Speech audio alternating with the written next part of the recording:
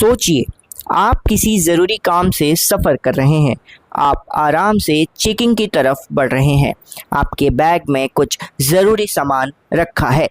तभी अचानक चेकिंग के दौरान पुलिस और सिक्योरिटी वाले आपको रोक लेते हैं।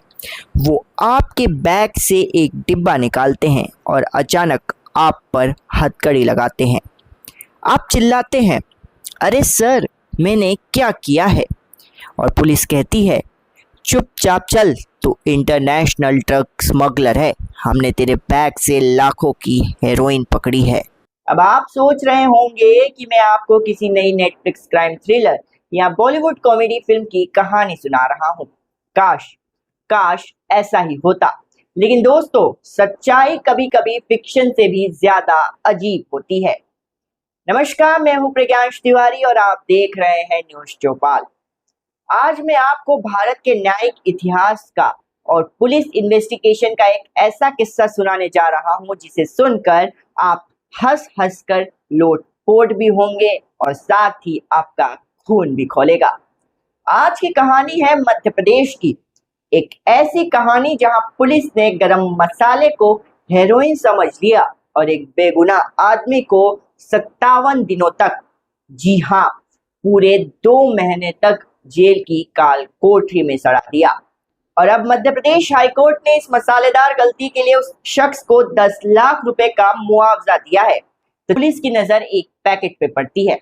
पैकेट में भूरे और सफेद रंग का कुछ पाउडर था। पुलिस के दिमाग की बत्ती जलती है।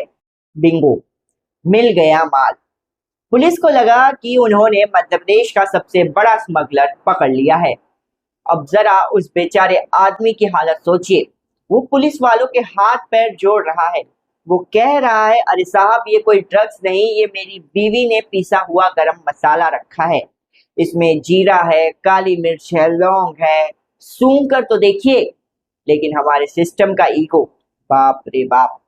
पुलिस ने कहा, हमें मत सिखाओ, ये हेरोइन है, स्मेक है, ब्राउन शुगर है, हम सब जानते हैं। पुलिस ने न तो उसे सूंघा न किसी फील्ड टेस्टिंग किट का इस्तेमाल किया, जो कि एनडीपीएस एक्ट के तहत बहुत जरूरी होता है। उन्होंने सीधा पैकेट सील किया, उस आदमी की कॉलर पकड़ी और उसे जेल में डाल दिया। दोस्तों, यहाँ तक तो ये कहानी सुनकर हमें हंसी आती है। पुलिस ने गरम मसाले को ड्रग्स समझ लिया, लेकिन अब जरा उस हंसी को 1 मिनट के लिए रोकिए और उस इंसान की जगह खुद को रखकर सोचिए। एनडीपीएस एक्ट भारत के सबसे बड़े कानूनों में से एक है। इसमें बेल मिलना लगभग नामुमकिन होता है। उस बेगुनाह आदमी को जेल की सलाखों के पीछे धकेल दिया गया। 1 दिन, 2 दिन, 10 दिन, 20 दिन, वो नहीं, पूरे 57 दिन। इन 57 दिनों में उस इंसान पर क्या गुजरी होगी? उसके परिवार, उसकी पत्नी, उसके बच्चों का क्या हाल हुआ होगा? हमारे समाज में जब किसी पर ड्रग पेडलर होने का ठप्पा लगता है तो लोग किस नजर से देखते हैं, ये आप और मैं बहुत अच्छी तरह जानते हैं। रिश्तेदार फोन उठाना बंद कर देते हैं। मोहल्ले वाले ताने मारते हैं कि हमें तो पहले ही पता था, 2 नंबर का काम करता है। वो आदमी रोज जेल के सलाखों को पकड़कर रोता होगा। वो जेलर से कहता होगा, साहब, मैं क्रिमिनल नहीं हूँ, वो बस गरम मसाला था।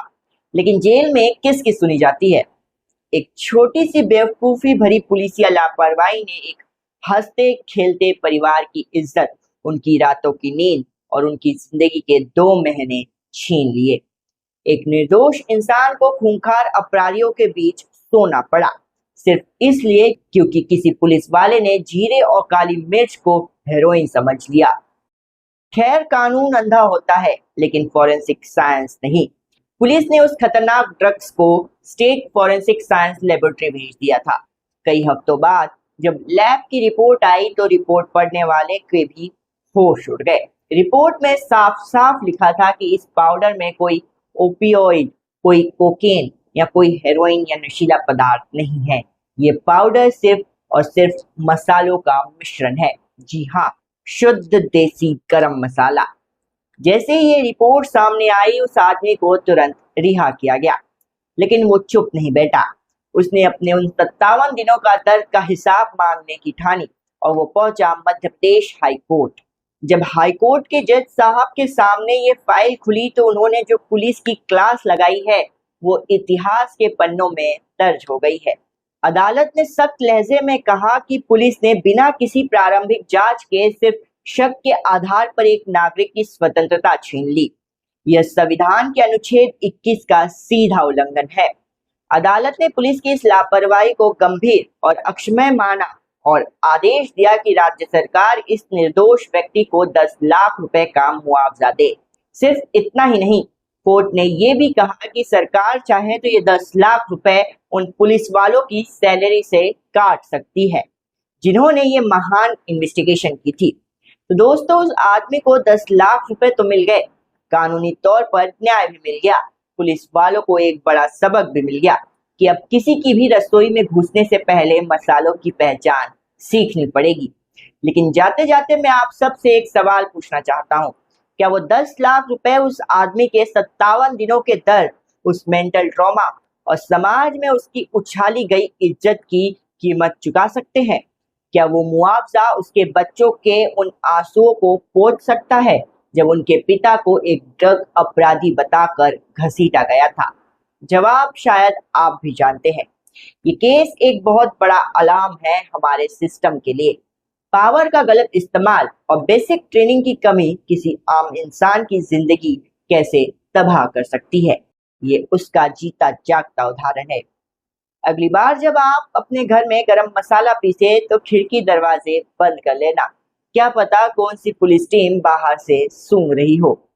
खैर, मजाक अपनी जगह है, लेकिन अपने अधिकारों के प्रति जागरूक रहना बहुत जरूरी है। आपको इस पूरे मामले के बारे में क्या लगता है? क्या 10 लाख रुपए का मुआवजा काफी है या उन पुलिस वालों को भी जेल की हवा खानी चाहिए? मुझे कमेंट सेक्शन में अपनी राय जरूर बताइएगा। अगर आपको ये केस स्टडी, ये कहानी पसंद आई हो तो इस वीडियो को लाइक करें, अपने दोस्तों और परिवार के साथ शेयर करें और ऐसे ही शॉकिंग लेकिन रियल किस्से के लिए हमारे चैनल को अभी सब्सक्राइब करें। मैं हूं प्रज्ञांश तिवारी, आपसे मिलूंगा अगली वीडियो में। तब तक के लिए सुरक्षित रहिए और अपने घर के मसालों को जरा संभाल कर रखिए।